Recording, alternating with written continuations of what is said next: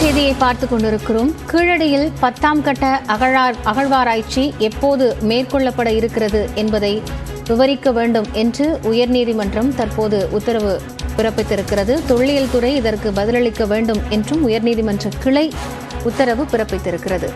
கூடுதல் விவரங்களோடு செய்தியாளர் மதன் இணைந்திருக்கிறார். அவரோடு பேசலாம்.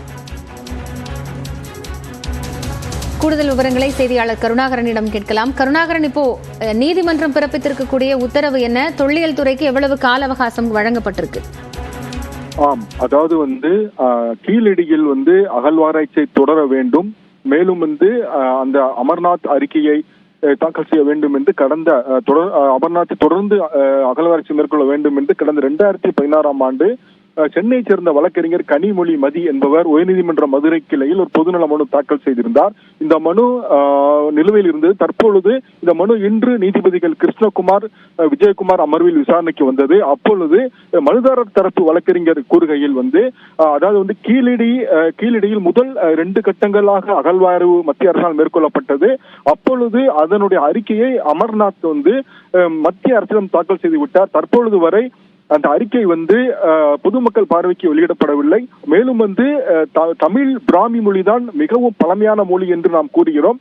ஆனால் அந்த மொழி இங்கே கீழடியில் 52 நாணயங்கள் கிடைத்துள்ளது. எனவே அது குறித்து ஆய்வு மேற்கொள்ள தமிழர் நாகரிகம் பண்பாட்டு மையத்தை ஏற்படுத்த வேண்டும். மேலும் கீழடி மற்றும் ஆதிச்சநல்லூர் ஆகிய அருங்காட்சியகங்களில் காட்சிப்படுத்தப்பட்டுள்ள அகழ்வாராய்ச்சி பொருட்கள் உரிய விளக்கம் இல்லாமல், உரிய முறைப்படி இல்லாமல் உள்ளது. மேலும் கீழடி அருங்காட்சியகம் மிகவும் குறுகலாக சிறியதாக உள்ளது. எனவே இது குறித்து கருத்து கொள்ள வேண்டும். மேலும் அகழ்வாராய்ச்சி தொடரவும் உத்தரவிட வேண்டும். அமர்நாத் அறிக்கையை பொதுமக்கள் பார்வைக்கு வெளியிட வேண்டும் என்று வாதிட்டார்.